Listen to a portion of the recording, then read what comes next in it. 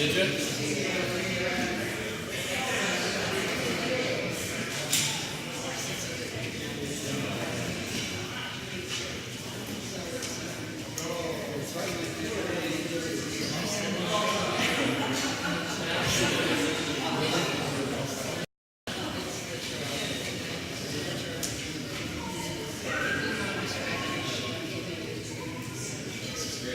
Can I read from it? No.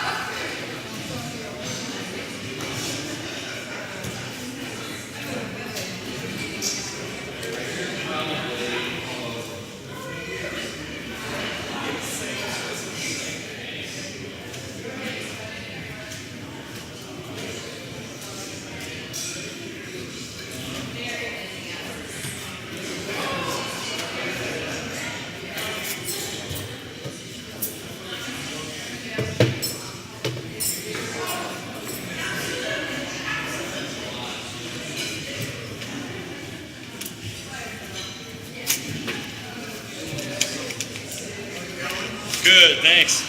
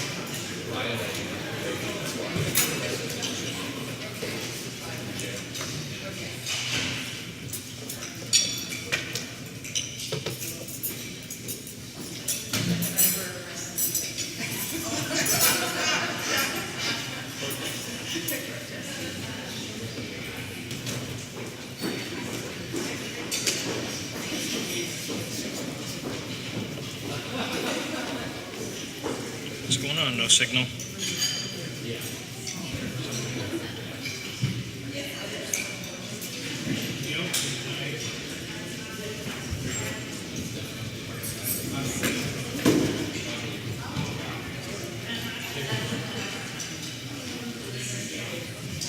Do you know if either of the presenters is going to have anything on the screen?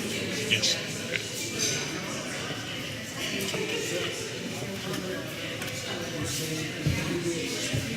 It's going to map.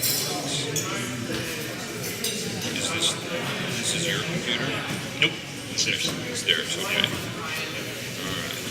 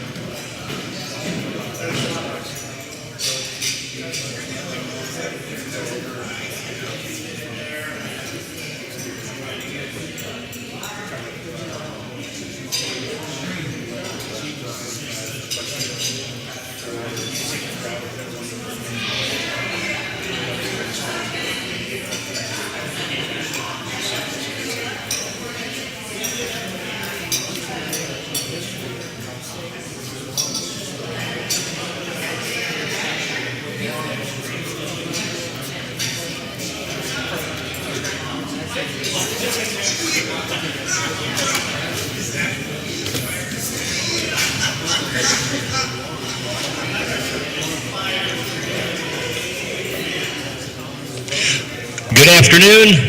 Ooh, sorry. Hello. Should give me warning shot.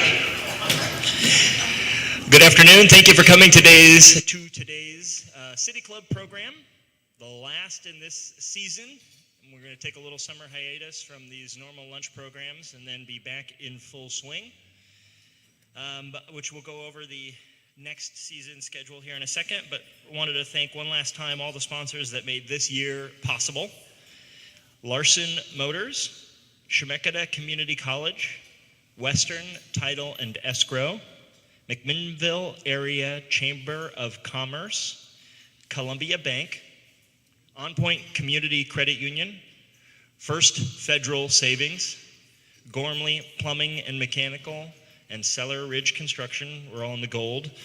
Silver sponsors, we have First American Title Insurance, we have Payne West Insurance, Hillside Retirement Communities, News Register, Sokol Blosser Winery, Willamette West Realtors, and in the Cultural Trust, we have Stephen Rupp, Phil and Phoebe Newman, Jeb and Michelle Bladine, Dan and Mary Corrigan, and Richard Ulrich.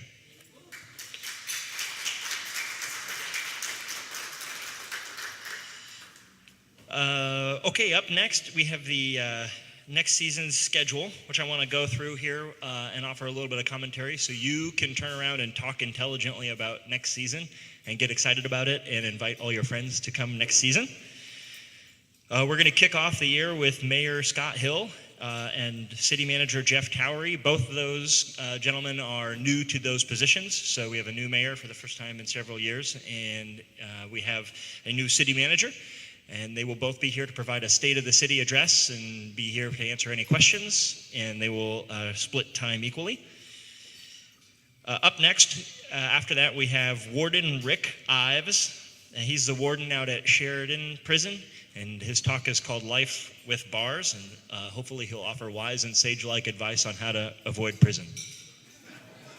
Maybe Tales from the Inside was another title for that one, though. After that, we have Jim Gullo, local author and bon vivant himself. Jim Gullo, his talk is Before There Were Grapes. He was commissioned to do a really, really interesting study by Ken Wright to research a lot of, Ken Wright's vineyards, which are very expansive and encompass a lot of the local area. And he did a lot of research on where their vineyards now, the history of each of those areas, and he dug up some really interesting stories and plans to tell them to you then. So that one will be really great in Jim Gullo fashion. After the Christmas break, we'll go into January and hear from Andrea Payne and Beth Downs in the award-winning longest talk title next season, North Cyprus, Turkey, and the Middle East in Flux, the ebb and flow of history. So they are Fulbright scholarship winners. They have yet to go. They're going to go on a Fulbright-funded trip over there and study the region and come back and tell us everything they learned with cool pictures. After that, we'll have Jeff Knapp speaking Leveraging Tourism for Economic Growth. Jeff Knapp is the executive director of the, I would say, newly formed Visit McMinnville, but they've been in operation for a few years now, and he'll be able to give us some dispatches of what we're doing as the city-funded tourism arm, and how successful they've been, and what they're working on, and how exciting it is to bring people here in different ways.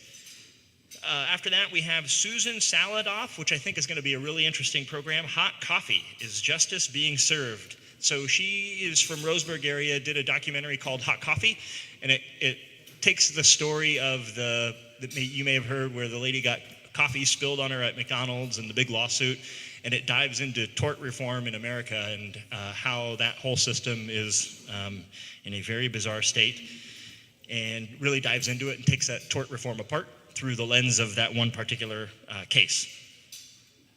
William Sullivan, after that, he's another local author, more on the Oregon scale.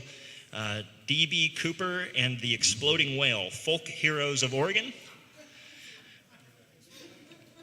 Ellie, you were there for the Exploding Whale, right? That was your idea. After that, we're going to try again and have Maria Stewart talk about IPNC in McMinnville. She was scheduled for this season, couldn't make it due to family complications, but she is determined. She really wants to speak, and we're going to let her. So we'll see her again next year.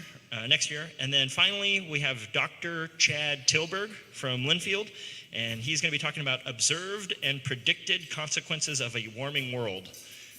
That'll be his observation and the science behind some global warming phenomenon, and really give his updated predictions and maybe some scary forecasts.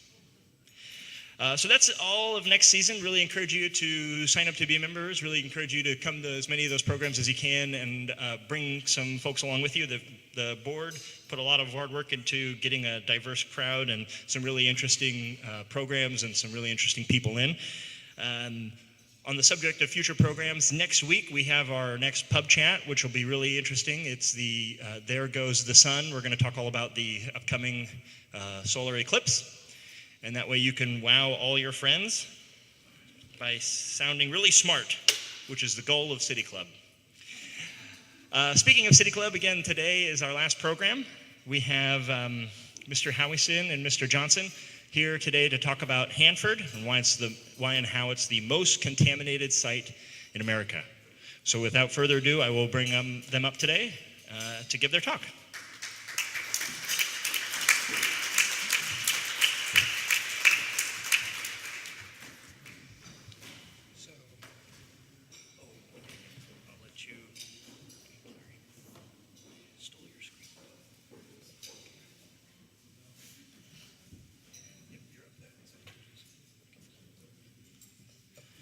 Good afternoon. My name is John Howison. I have a fairly long history in McMinnville. I first did some radiological work at a small clinic down here a couple of days a week in the 1960s, early 60s actually. And I also did some research work with a fellow named Walt Dyke, who was the head of a company called Field Emission, and it eventually, I think, sold to Hewlett-Packard, but that was back in the 60s, so I've known McMinnville for a long time and always thought it was a great community. I'm currently a member of the Oregon Hanford Cleanup Board, which is a governor's volunteer citizen board that monitors the cleanup work at the Hanford Nuclear Reservation. We are supported by the Nuclear Safety Division of the Oregon Department of Energy, and they do very good work at Hanford, offering a lot of technical assistance to the Hanford cleanup people in the U.S. Department of Energy. The Hanford Nuclear Reservation is about a 5-hour drive from McMinnville, most of it along the Columbia River. So it's a beautiful drive. You go out to pretty close to Hermiston and then turn north and go up to Richland, Washington. The Hanford Nuclear Reservation is divided into 3 sections. One, right along the river, is where the 9 reactors were located. I'll actually go back to the previous. You can see the 9 reactor sites along the river there. And then there also was a central area called the Central Plateau, where a lot of the processing of the fuel out of the reactors after it had been radiated in order to extract the plutonium. That processing was done there. And then close to where it says Energy Northwest there is the 300 area, and that's where they took uranium and made it into the fuel for the reactor that was subsequently radiated in the reactor, and that radiation allowed uranium-238 to capture a neutron and eventually become plutonium-239, which is the fuel that was used in the Nagasaki bomb. So those three areas have been important and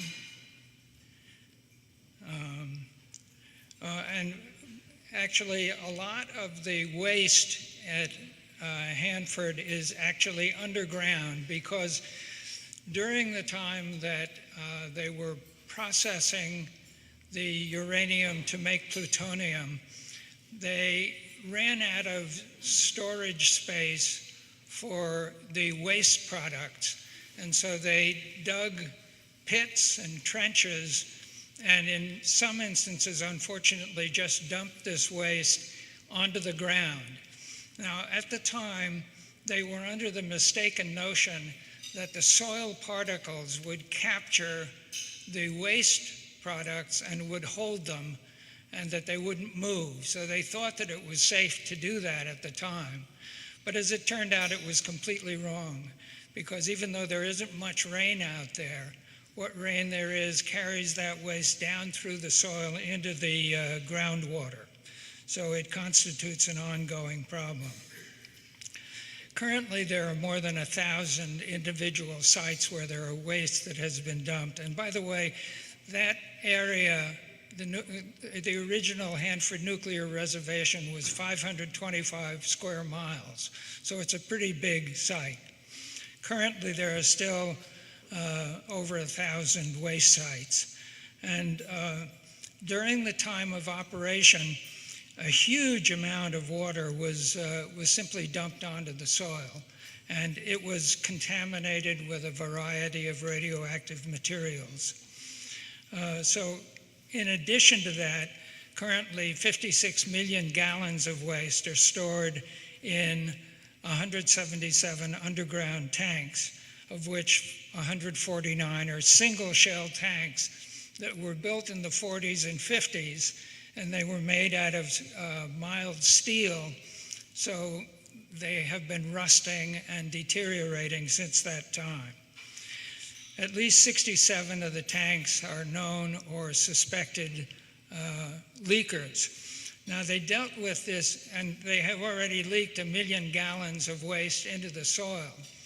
Once they discovered that that was the case, they pumped all the pumpable liquids out of these single shell tanks and put that liquid into double shell tanks, which they felt would be more secure. And that indeed did stop the active leakage from the tanks, but the soil underneath the tanks remains heavily contaminated.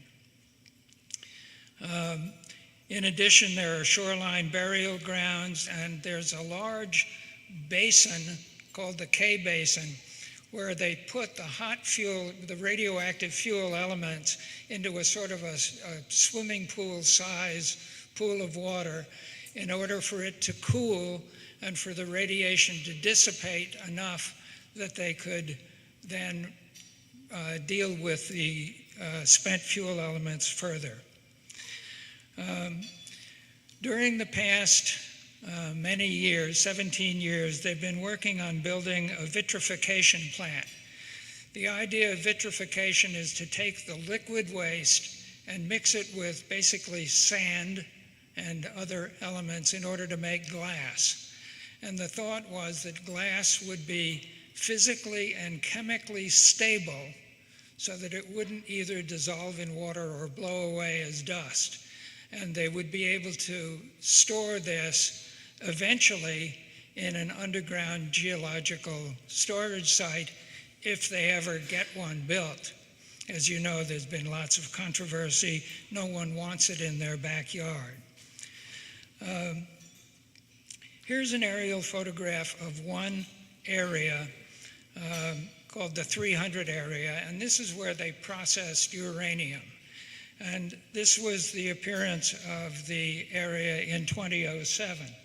Now we're going to take another look from a vantage point off toward the top of the slide, and we'll be looking back toward the river. So this is the way it was in '07, and here's what it looks like now. So you can see that, whoops, here's what it looks like now. You can see that almost all the buildings have been removed, and it's a little bit deceptive because you would, looking at this, say, well, it's almost cleaned up. But what isn't cleaned up is that there's a huge amount of material in the ground here, so that they dumped waste into these trenches and pools, and it simply went down into the soil. And we'll talk a little bit more about that in a minute. So the materials that were dumped on the ground or put into pools and trenches gradually has worked its way down into the groundwater. And this illustration shows, whoops, sorry, the next one will. So here's simply a listing of some of the materials. The chromium, that a very large amount of which was dumped on the ground, some accidentally and some intentionally, is hexavalent chromium, which is a known cancer-producing chemical. There was also nitrate, tritium, which is essentially radioactive water, or is incorporated into radioactive water, strontium-90, and strontium and cesium are very radioactive materials, each having about a 30-year half-life, meaning that half of it is gone in 30 years. Well, the usual way people talk about it is that after 10 half-lives, people say, well, it's gone after 10 half-lives, because by that time it is reduced to 1/1000th of what was there initially.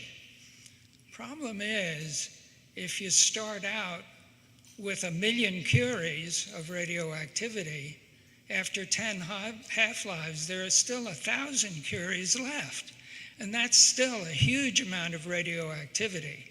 So even after 300 years, the cesium and strontium will still be a danger to be contended with.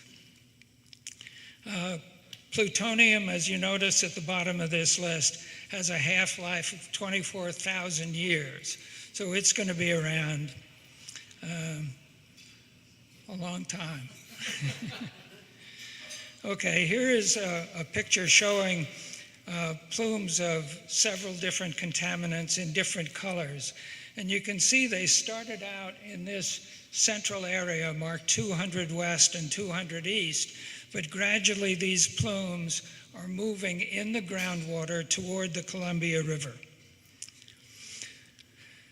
This shows a diagram of what's going on under the ground. As the material goes down through the soil and gets into the groundwater, it eventually will be in contact with the Columbia River.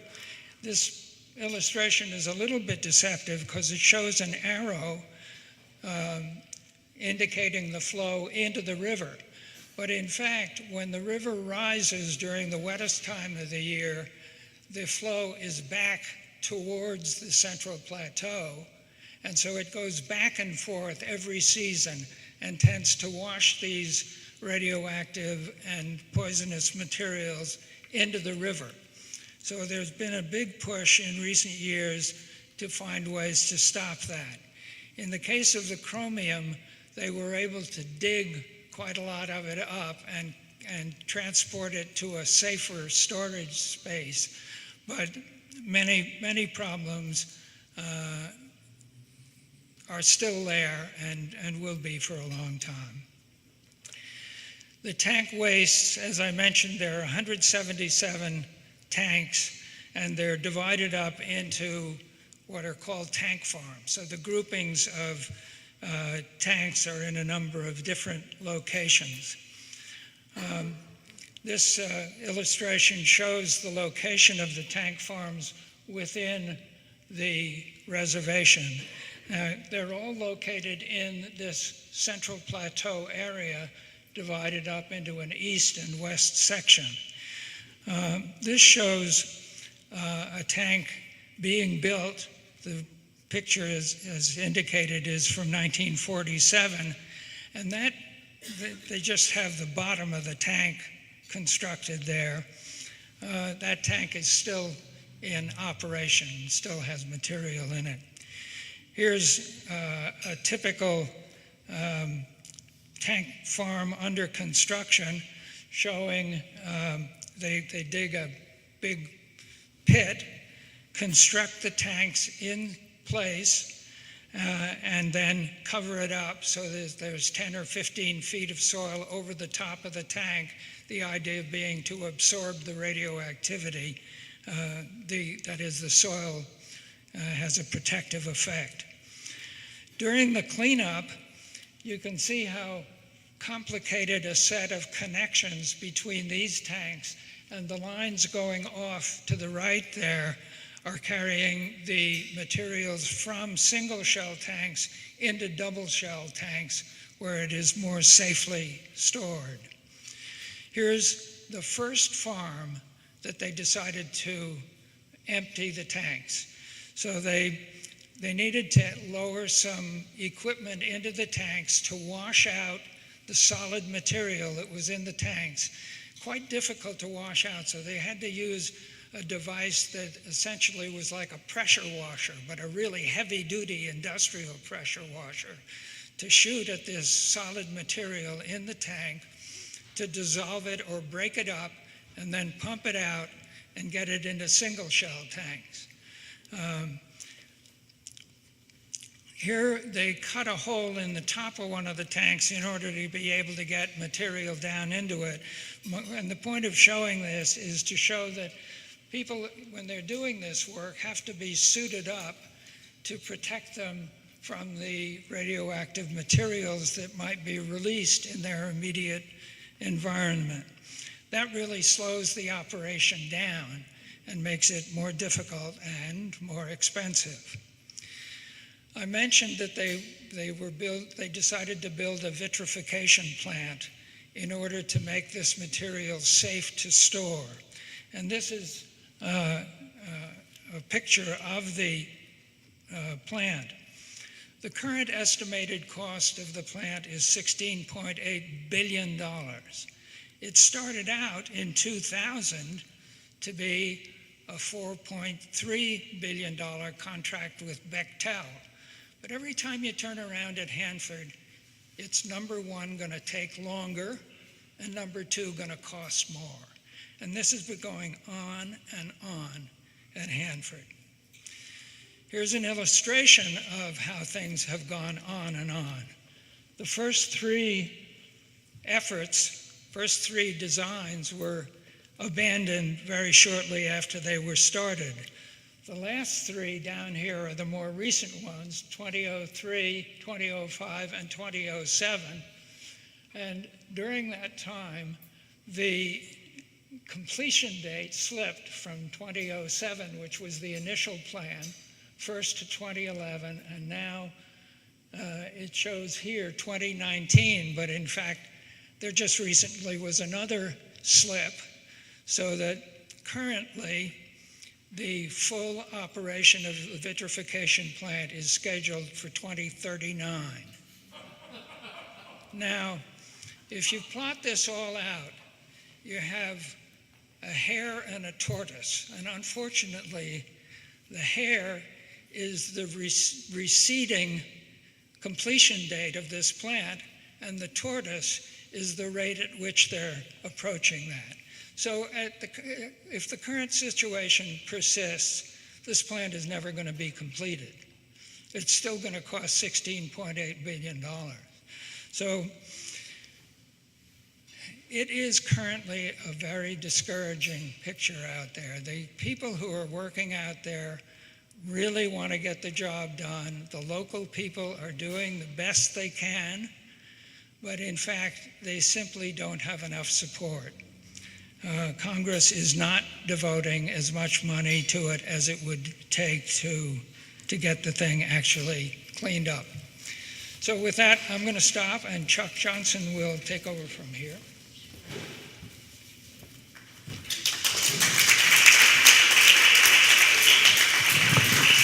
Thank you, John. I'm Chuck Johnson, and I am the director of the Task Force on Nuclear Power for the Oregon and Washington Physicians for Social Responsibility. Susan Katz is in the audience, who's our immediate past president, and John's was on our advisory board and was our representative at the Hanford Advisory Board. And Phil is a member here as well. So we have good representation here in Yamhill County. John retired from the Hanford Advisory Board, the U.S. Department of Energy Hanford Advisory Board, last year, and I've taken his place and have been on that board for the last year. Let's see, how do I advance this? There we go. Okay.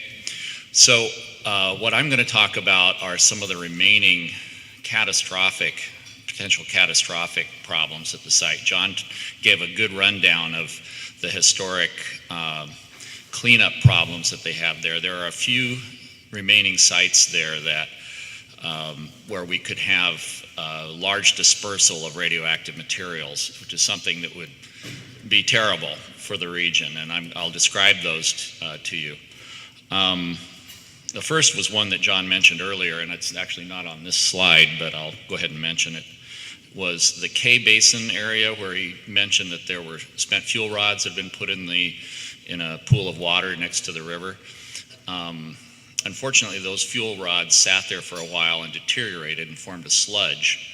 And later they postulated that if somehow an earthquake came and the water drained away from that pool, that this sludge was hot enough that it would catch fire and send radioactive material in a plume around the region. So they're in the process of digging up that sludge, and it's been the top priority of Environmental Protection Agency to get that done, and it looks as though it'll be done by sometime next year.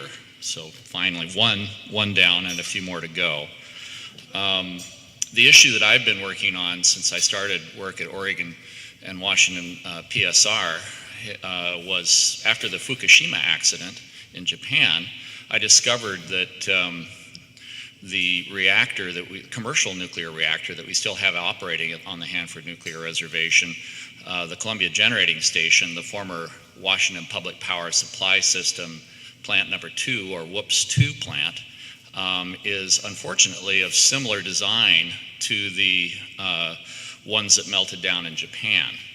And so we looked into this a little further and determined that we were going to advocate for closing this reactor as rapidly as possible. And I'll go into a little bit of detail as to why that is. As you can see on the left, you can't probably see terribly well, but you see this sort of narrow thing in the middle. That is actually the containment of a GE boiling water reactor of the first and second vintage, the Mark I and Mark II design. Which includes Fukushima and also the Columbia Generating Station. And what was known in the 70s by GE engineers was that this narrow design only gave a couple hours of breathing room if you lost either water or power to the site. And then at that point, enough water would boil away and you'd begin to have a reaction of heat would ignite would cause the zirconium cladding to react with water and split off hydrogen. You'd begin to form a big bubble of hydrogen inside of the reactor. It would force its way out into the outer building. You can see the square area there. And possibly ignite, cause an explosion. This particular vulnerability was known in the 70s. There were a group of GE engineers who went out and publicly called for that design to be scrapped. But about 25 of these reactors were being built worldwide at that point, and the nuclear industry in the United States and elsewhere rejected it as being unlikely to occur. Unfortunately, it did eventually occur in Japan, and the Columbia Generating Station is vulnerable to that type of accident. Let's see, the little graph to the right indicates how much high-level radioactive waste is it at each different location. The little blue one on the left is a 10 megaton nuclear weapon. The violet one, or the one next to it, is a Chernobyl accident. The sage green one is atmospheric nuclear tests. And the purple one is the Columbia Generating Station spent fuel pool.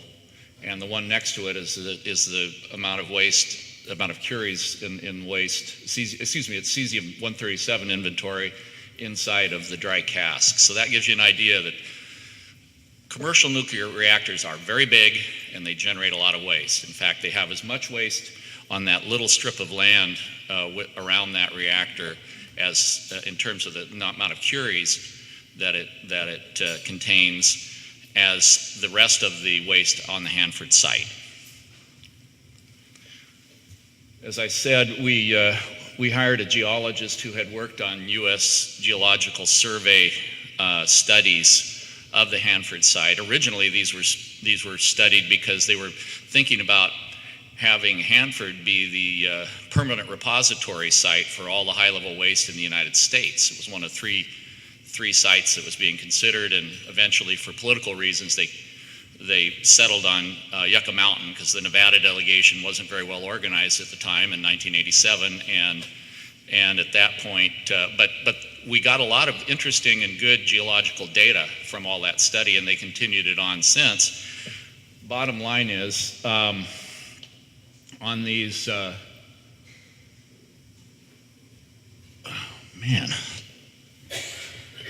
you can't see these very well, so I apologize.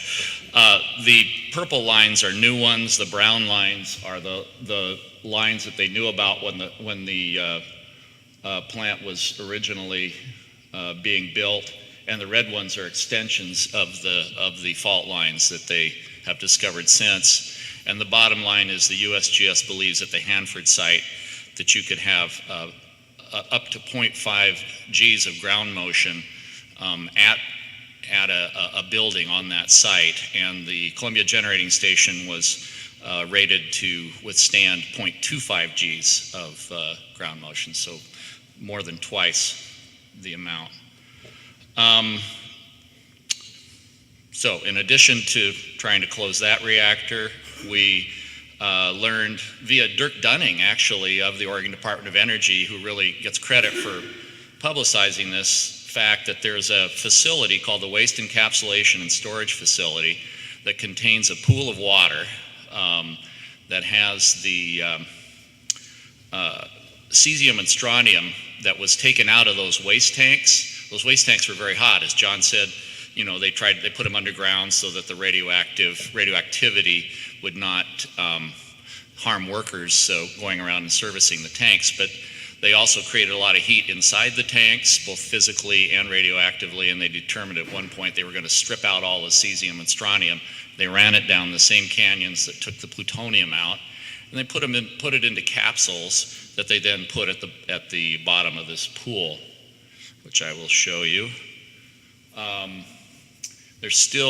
You can still see they're giving off a lot of heat, and this pool was built in the 70s before they understood how volatile the geology was out there, and was not a lot of attention was put to making sure that was strong enough pool. And so there's a concern that this could crack in an earthquake.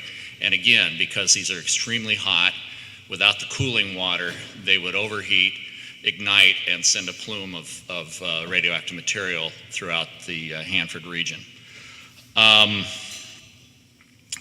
The Office of the Inspector General of the U.S. Department of Energy issued a report about 3 years ago saying that this site is the most dangerous site in the entire U.S. nuclear weapons complex.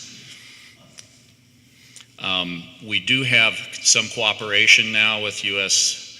Department of Energy because, as John said, they've fallen behind on cleaning up so many things, and a lot of things were in the queue. It took a while to get them to prioritize this, but they've now in the process of deciding what type of cask, dry cask, to put these capsules in, which will be a more stable environment and not subject to an earthquake danger. And hope to have the entire thing completed by 2022. So hopefully we won't have a major earthquake before then. They have taken some steps to shore up that pool and to improve its water circulation system in the meantime. Okay. This is a slide that John did, and I'm less familiar. He did all of these, actually. I'm less familiar with this, but this is... what are the chances of getting between 3 and 4 billion? Do you want to go ahead and comment on that? Let me just say, this shows the amount of expenditure that would be necessary in order for them to say on the schedule that to get to completion at the date that was predicted, and this was a couple of years ago.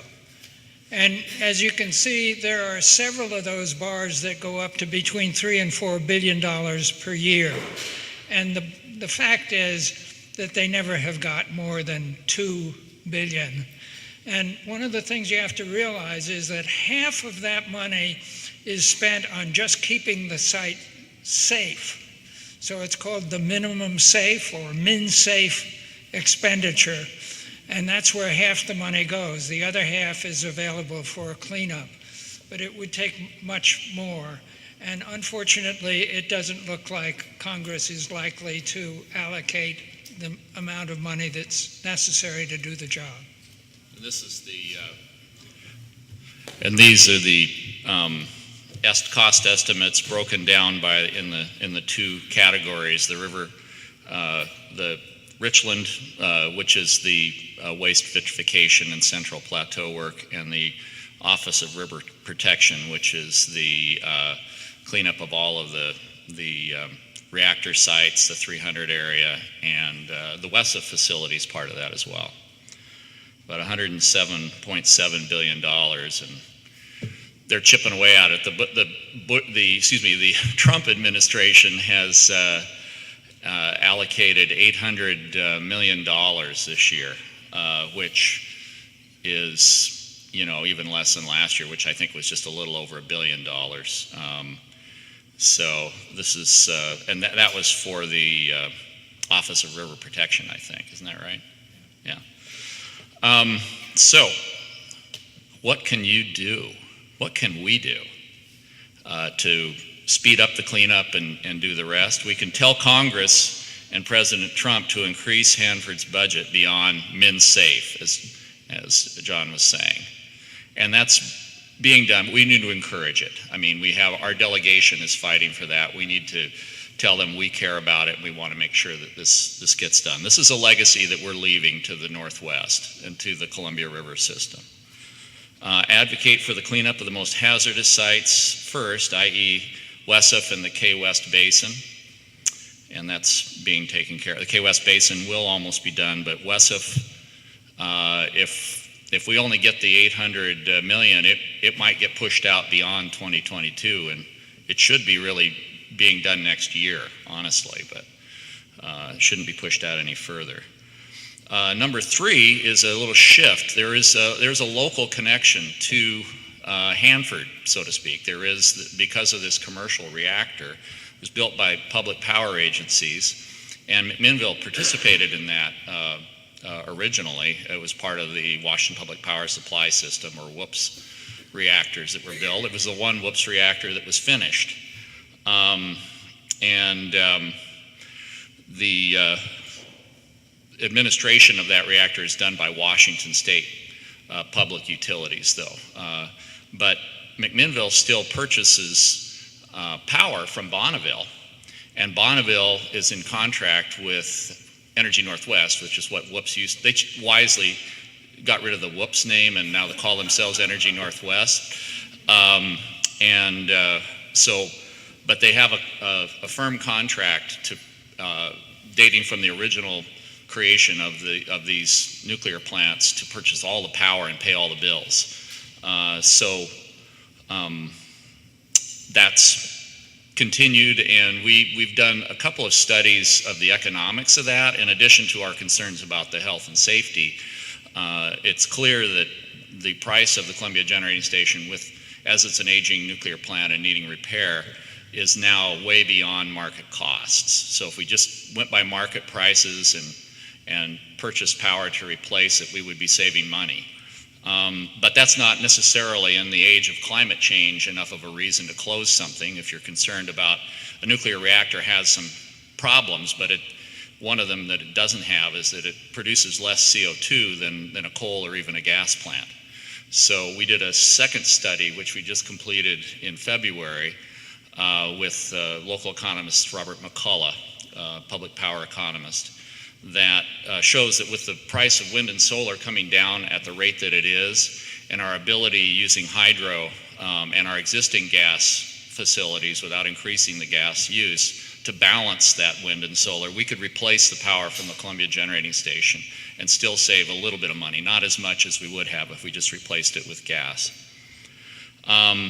So McMinnville, if it chose to, if the people in McMinnville instructed their municipal utility to do so, could tell the administrator that they favor closing that plant. And I would urge you, if you want to talk with me about this afterwards, to come up to me, and I'd be happy to talk with you, and maybe we could talk to your city council about it. And finally, the fourth is advise against continued support of the NuScale systems that are being proposed in Corvallis. There's a new, what they call small modular reactor system that's been designed in Corvallis and now is has gone to the Nuclear Regulatory Commission for design approval.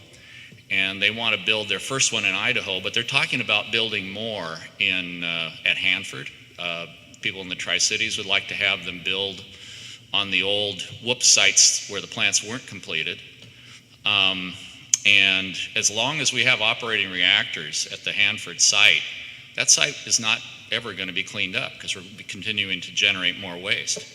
And this type of reactor system generates the same type of waste as all the older reactor systems that we currently have, the same sort of spent fuel. It's not a new reactor design in that way. So with that, I'll close down and invite John back up, and please ask us questions. Thanks. Thank you very much.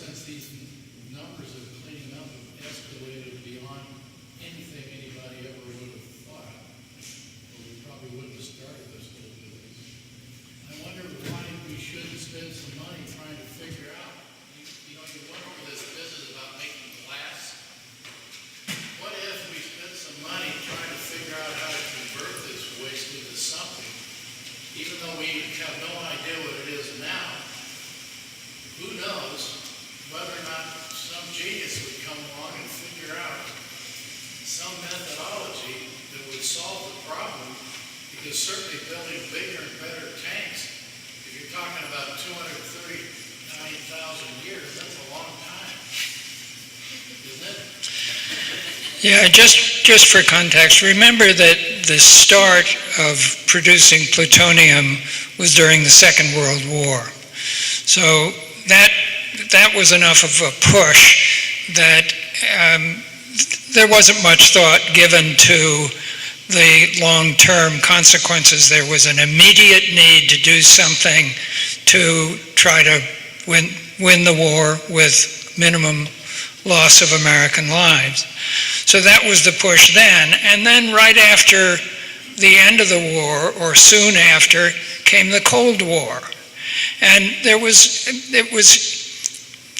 retrospect, or it seems to me, absolutely insane what we and the Russians did in that both countries built dozens, if not hundreds of times as much plutonium as would have been necessary to destroy the entire Earth.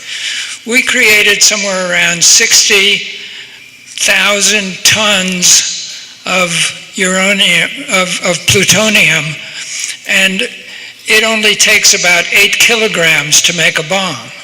So we could have made thousands and thousands of bombs much more powerful than the ones that destroyed Hiroshima and Nagasaki.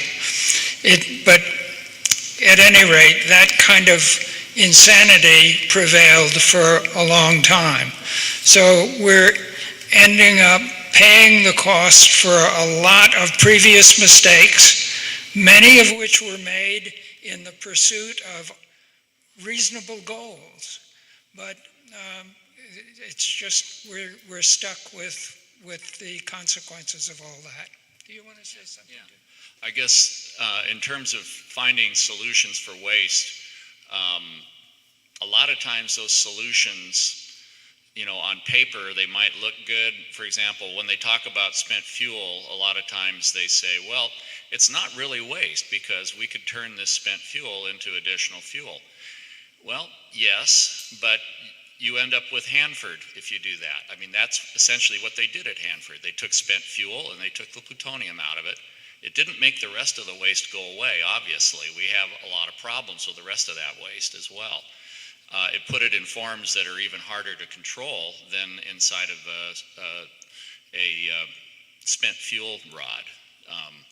Although less hot individually, the spent fuel rods themselves have their own problems because the intense radioactivity in those are such that if you were exposed to one within a year of it being taken out of the reactor for about 7 seconds, you'd get a lethal dose of radiation.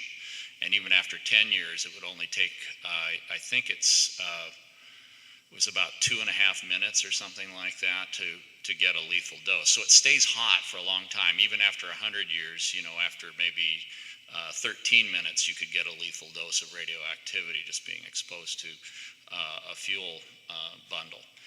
So this stuff it's hard to handle. That's the thing. People don't realize just how difficult it is to handle it. It's catnip for a certain type of engineer who thinks, we can figure out a way to do something with this. And I don't blame them. It's a fascinating problem, but it's a problem we probably should wait. We should end this experiment now, and then maybe when we're at a few centuries, if we survive until then and we're a little wiser, we might think about taking it up again. But for now, we've demonstrated our incompetence in this area enough. I don't think we should probably, the Hippocratic Oath probably applies here. First, do no harm. Maybe we should just stop this for a while and try to deal with what we've already created. So the message to our government is bite the bullet. That's what you're saying. I think so. And on another point, after all these things you've talked about, what has been the effect on the Columbia River? What evidence do we have of any damage so far? Have we had cancer breaks out like Chernobyl and some of these other places? There was a time when shellfish harvested in the region of Astoria were shown to be radioactive. That was, might have been in the late 60s or so. Since that time, a lot of work has been done, and in fact, there is not detectable radioactivity from Hanford in the Columbia River at this time. So they have been effective in holding that off, but you saw that in the ground at Hanford, there's a lot of radioactive material, and it's gradually working its way toward the river. It's hard to say, but it's not something that you want to allow to continue. You want to stop that stuff, dig it up, and process it so that it's stable, so that it doesn't ever get into the river. That's all I can say. Yes? Go ahead. Question one is, if it's in the groundwater, how is it impacting the water that serves the needs of the people, either for crops or their homes? And the second part is, if we have a large earthquake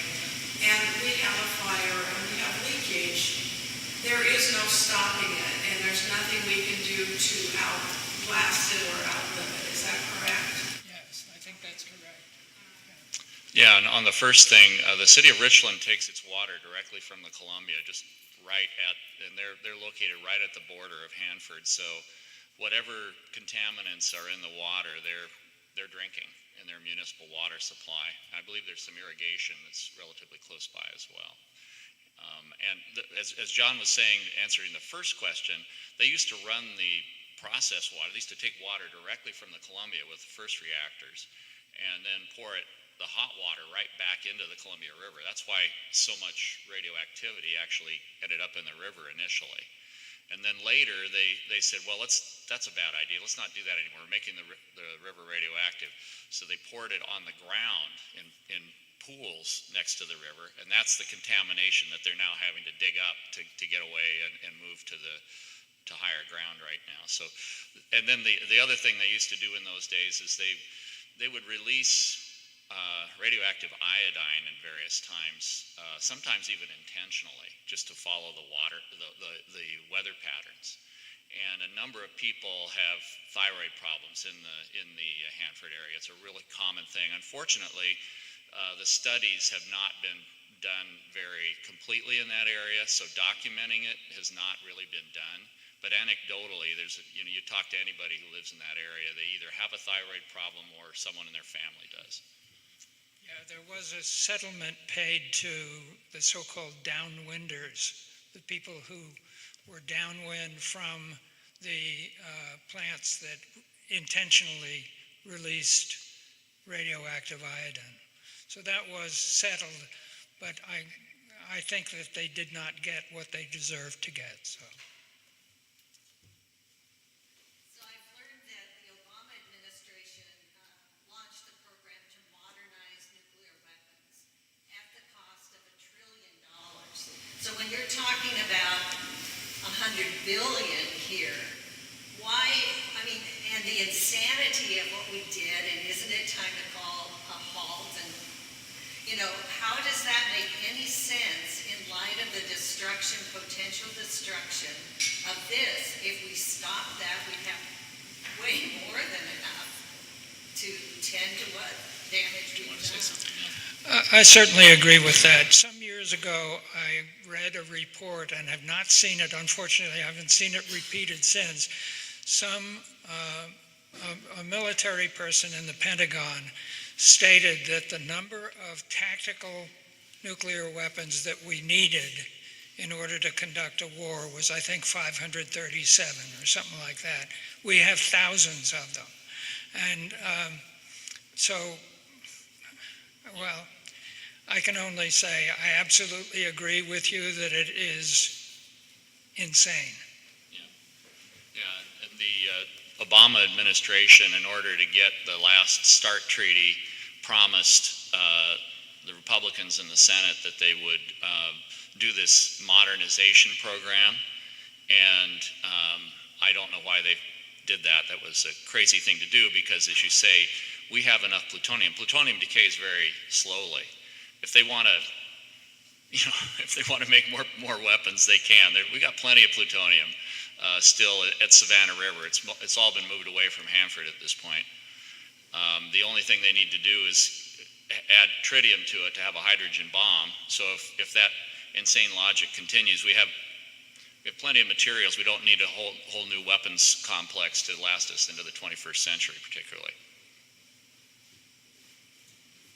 A few years ago, I was on a tour at Hanford's site, and it was easily the most educational day of my life. Just one thing reading about it, but spending a day on a bus running around the Hanford site and seeing the scope of the problem, just amazing. So I would suggest, I'm assuming that those tours are still available. Bullet point 5, to go and tour this place would be something else that individuals could do. If anyone's interested in going this year, we didn't do the full Hanford tour, but we have a tour of the B reactor, which is where the plutonium for the Alamogordo first test of nuclear weapons and the Nagasaki bomb was created. It was the first of the nuclear reactors on the Hanford site. And that'll be on July 11th. So if anybody's interested, let me know afterwards. What determines what's minimally safe?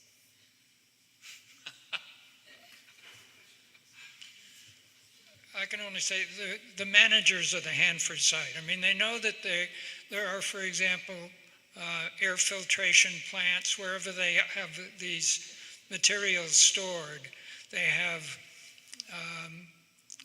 very tight filtration of any air that's coming out of those buildings in order to be sure there are no radioactive particles. There are cooling plants that are necessary. There are, you can imagine that if there was a grass fire out there, it could have very severe consequences. So they have a lot of firefighting equipment. There are many, many things that need maintenance. It's just to give you an idea of how complicated.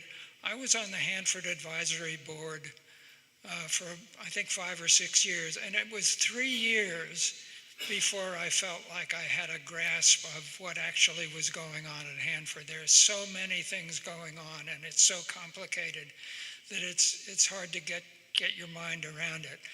But just the basic stuff of keeping the sites safe without spending anything on cleanup is about half of their budget.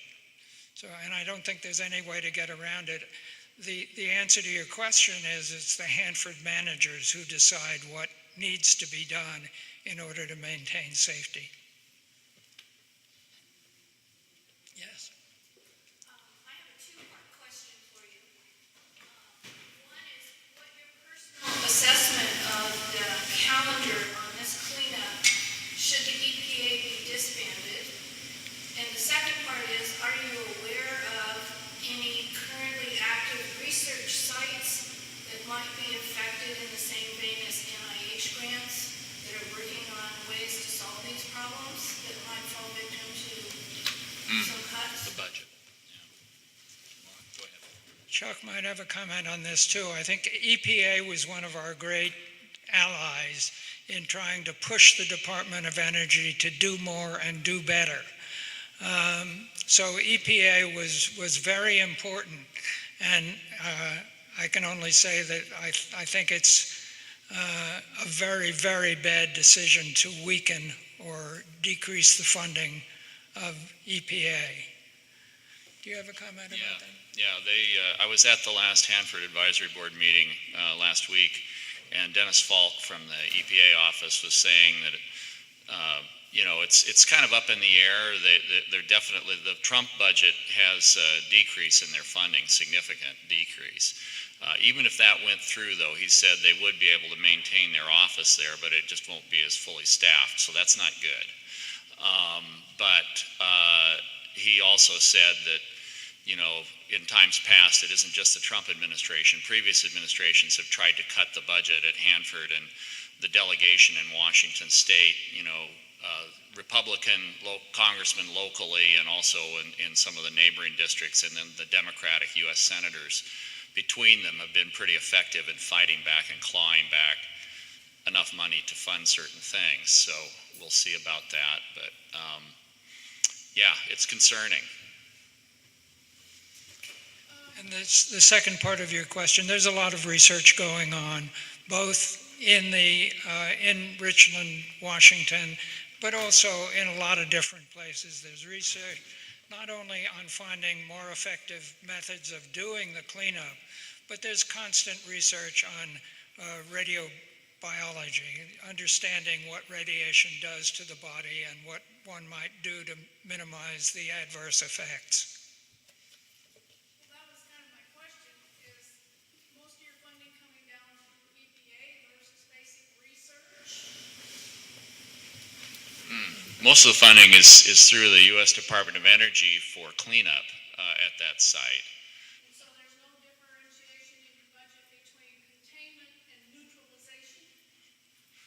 Well, I mean, there are line items in the budget, but it includes just maintaining the roads and the infrastructure and, everything that it takes to run a huge site like that versus actually making progress on getting the cleanup done. And EPA, working together with the Washington Department of Ecology, sets the standards for what cleanup is required to happen. So they are a very important component, and for them to be able to do the research on which they base the requirements for what actually constitutes cleanup, they need considerable funding. So any cutback in EPA means that they won't have the capacity to determine what would be safe for the public in terms of, an example might be, I mentioned all the leakage from the single shell tanks. That material is in the soil. I can guarantee you that if the Department of Energy is allowed to do what it wants to do, they will say, well, let's just pour a bunch of grout into those tanks to solidify it, put a cap over the top of the tank farm, some kind of, quote, impermeable cap that, by the way, is not going to last 100 years, let alone thousands of years. But at any rate, that's what they would propose to do because it's the cheapest way to get out of the dilemma. So far, the EPA and Washington Ecology will tell them what they have to do under the law in order to satisfy the cleanup requirements. So we need them on our side, assuming that our side is get it completely cleaned up as soon as possible.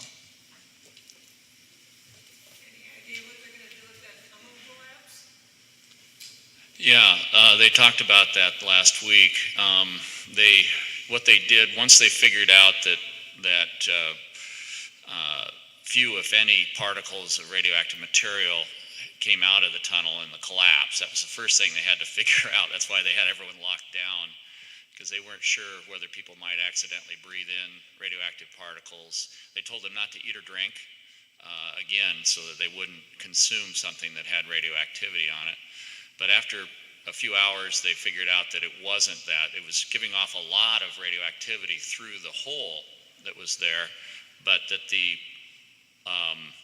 soil had basically which fell down, kept anything from flying out of it.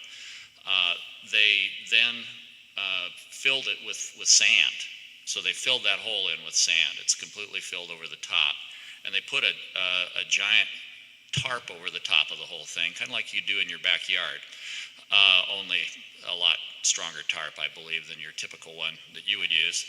And hopefully, and then they've secured it down around the side. So that entire tunnel, it has this white tarp over the top of it. What they're talking about to us about doing is filling the entire tunnel with grout. And just as John was saying, there was some concern that that might end up being a final resting place, and they were saying, oh, no, we can, this is not a problem. This will actually make it easier to get the material out later. And the EPA fellow backed that up and said, yeah, you can cut it up with a diamond saw, and it might make that waste a little bit easier to handle. So that's the current. It looks like this is what's going to happen, is they're going to fill that tunnel with grout and keep it from collapsing any further. We're over time already. Let me just point out, I left a number of these brochures. Unfortunately, I didn't bring quite enough, but if you're interested, this has a lot of basic information. This little brochure was created by the U.S. Department of Energy Nuclear Safety Division. I'm sorry, Oregon Department of Energy Nuclear Safety Division.